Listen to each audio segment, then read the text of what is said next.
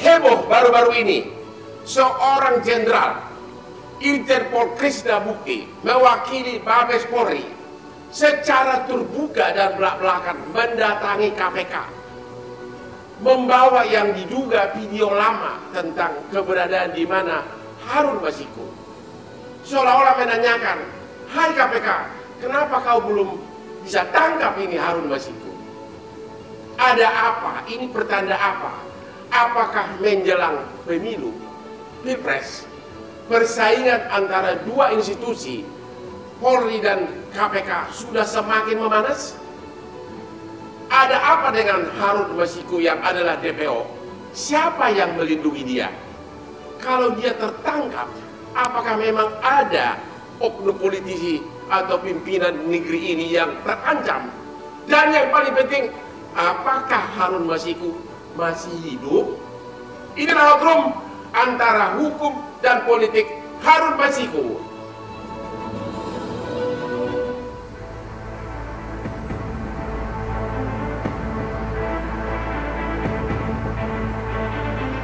Kami menduga keras ada seseorang yang memiliki posisi amat strategis di suatu institusi partai politik yang diyakini akan ikut terseret proses hukum jika Harun Masiku ditangkap, dan KPK kami yakin sedang melindungi itu. Berdasarkan data lintasan, seharusnya Harun Masiku kalau menggunakan paspornya itu ada di Indonesia. Seharusnya KPK bisa lebih mudah untuk menangani kasusnya, untuk bisa menangkap orangnya. Kewenangan untuk kasus korupsi yang ditangani KPK tentu KPK sendiri ya menangani. Kita tidak boleh ikut intervensi kecuali KPK minta bantuan. Harun Masiku lintasannya memang waktu itu masuk ke Indonesia, tetapi di dalam perkembangannya informasi yang disampaikan itu sudah keluar dari Indonesia. Jadi setelah dia keluar dia balik lagi ke dalam. Jadi sebenarnya dia bersembunyi di dalam, tidak seperti rumor. Tapi kita juga tidak menghentikan pencarian yang bersangkutan. Pak Boyamin Saiman maki masyarakat anti korupsi. Irjen Pol Krisna Mukti mendatangi KPK baru-baru ini. Apa benar yang memberitahukan bahwa Harun Masiku ada di Indonesia?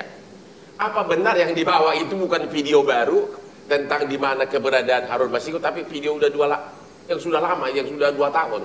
Dan yang kedua, ada apa ini? Coba analisa, apa benar ada persaingan antara KPK dan Polri? Ya, kalau video itu kan kemudian Pak Krisna Murty jumpa pers lagi setelah dari KPK di Mabes Polri. Ya. Setelah ditanya wartawan, itu adalah data yang tahun 2020. Diakui. Iya. Kan, tapi dibawa baru tahun 2023. Iya. Oke, terus? Artinya itu kan, kalau begitu, apa yang tadinya dibawa ke KPK itu saya kira udah saya di wawancara wartawan satu itu sudah saya dukung penuh, ini berarti artinya sebentar lagi ditangkap nih gitu. Yeah. Pikiran saya begitu, kalau ini sama Mabes Polri sampai kepala divisi Ubinter yang bintang 2 jenderal begitu datang, ini sudah bukan main-main lagi nih. Yeah. Dan saya pikir habis itu pasti ketangkep gitu. Ini kan seperti pemanasan, kalau biasanya polisi itu sebenarnya sudah nangkep tapi pura-pura ini baru akan nyari. Terus besok lagi diumumkan ditangkap gitu biar heboh gitu. Saya pikir begitu gitu tadinya. Saya udah prediksinya mau sebenarnya besok ini tinggal pengumuman bahwa sebenarnya yang bersangkutan sudah ditangkap gitu. Tapi ternyata sorenya ada jumpa pers lagi bahwa itu data yang tahun 2020. Video tentang keberadaan Harun Masiku tahun 2020. Iya, yang di bandara masuk, ada CCTV-nya yang dibuka Tempo itu sebenarnya. Di bawah tahun 2023 bulan Agustus. Iya. Analisa saudara, ada apa nih kok sampai Mabes Polri mengirimkan resmi ke KPK di hadapan wartawan, ada apa? Ya, kalau dulu kira-kira melindungi seseorang. Ya. Nah, sekarang malah justru dipakai untuk menyerang seseorang yang dilindungi itu. Kenapa? Siapa? Menyerang siapa dan siapa nih? Siapa? Ya, saya kan politisi Orde Baru 97 sudah jadi DPRD Solo ya. Politik ya begitu-begitulah. Siapa lawan, siapa kawan tetap akan berubah-ubah dalam waktu jam dan detik, bukan hanya hari gitu.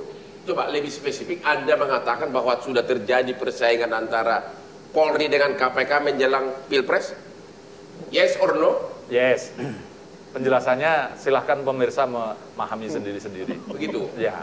Jadi seolah-olah Krisnamukti mau menunjukkan ke publik, lu kenapa belum bisa tangkap itu, kata KPK begitu? Ya, dan nanti mudah-mudahan apapun prosesnya Polri akan mampu menangkap tidak waktu lama, karena ini kan menjadi seperti diledek gitu. Ngapain bintang 2 ke KPK begitu kalau tidak akan bisa nangkap kan gitu kan.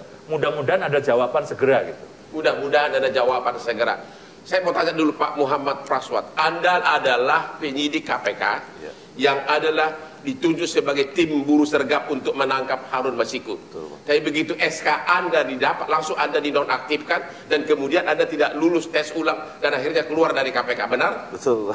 Bisa Anda ceritakan apa pengalaman saudara waktu mau nangkap Harun Masiku? Jadi secara kronologis kan sebenarnya melalui data perlintasan itu kita lihat tanggal 6 Januari itu tahun berapa?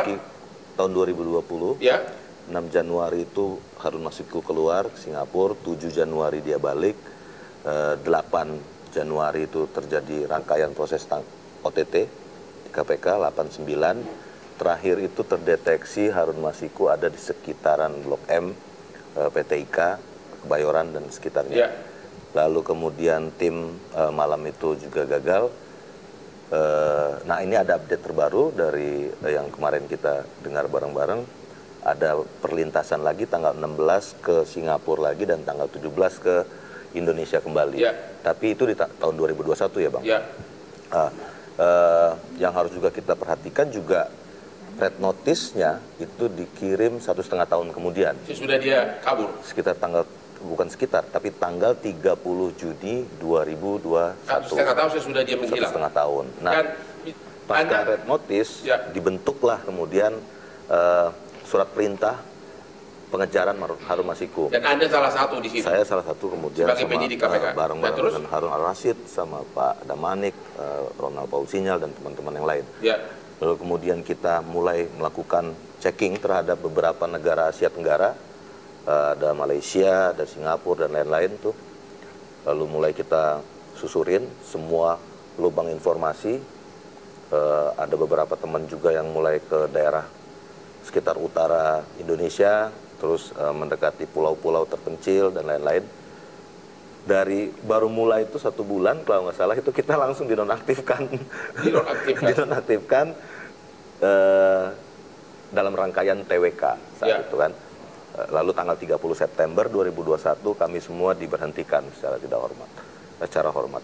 Nah, dari rangkaian ini sebenarnya Bang Hotman, di dalam KPK sendiri saat itu bergejolak karena pertama tentu saja dengan adanya insiden yang gagalnya proses penangkapan pada saat operasi tangkap tangan di malam di sekitaran PT IKA, Kebayoran dan gagal penangkapan di PT IKA. Ya, jadi Anda udah mau datang mau nangkap. Pada satu tim sidik bukan anggota, saya tidak masuk dalam tim sidik saat itu, tim penyelidik OTT dan teman-teman yang lain dari satgas lain sedang merapat saat itu. Nah disitulah ada satu kegagalan yang waktu itu terlaksana ya pada saat proses penangkapan.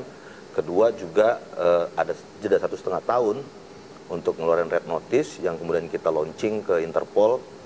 Terus juga pembentukan satuan tugas untuk pengejaran Harun Masiku sampai ke luar negeri ini juga dilakukan 1,5 tahun setelahnya.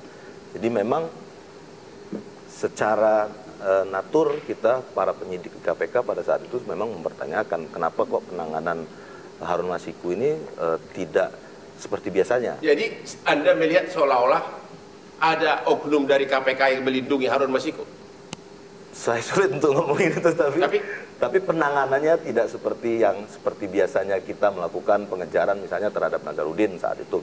Nazarudin sampai ke Bolivia, sampai ke Argentina, sampai ke Bogota, sampai ke Amerika Selatan. Dan kebetulan Nazarudin klien saya. Jadi memang untuk Harun Masiku ini gerakan kita aja untuk melakukan checking terhadap negara-negara di hanya Asia Tenggara aja itu butuh waktu yang lama, hampir 1,5 tahun baru dibentuk tim pengejaran buronan ini, di mana saya termasuk dalam salah satu. Jadi Anda menyimpulkan bahwa memang sengaja diperlambat atau memang tidak ada niat atau memang dibiarkan Harun Masiku ini? Pada saat itu kami mempertanyakan tentu saja, karena budaya di KPK itu kan egalitarian. Jadi penyidik itu dalam setiap ekspos perkara itu selalu bertanya tentang apa dan mengusulkan tentu saja kepada pimpinan apa yang akan kita lakukan, mengejar ini, kita kejar ke Makassar, kita kejar ke Batam, kita kejar ke Singapura dan lain-lain lah. Banyak tindakan-tindakan yang kita usulkan sebagai renlit, karena pada saat itu waktu itu masih dalam proses buronan. Namun setelah dia ditersangkakan kan jadi rendik. Tapi sepertinya tidak berjalan, Bang. Sehingga kemudian kami harus dibentuklah tim di luar tim penyidikan. Karena beban pengejaran buronan sebenarnya secara SOP di KPK itu ada tanggung jawabnya ada di tim penyidikan. Anda begitu dibentuk tim langsung dicopot juga kemudian? Kami di luar tim penyidikan dibentuklah. Jadi semacam second opinion lah. Semacam second opinion, tapi langsung dinonaktifkan saat itu. Langsung dinonaktifkan Anda, oke.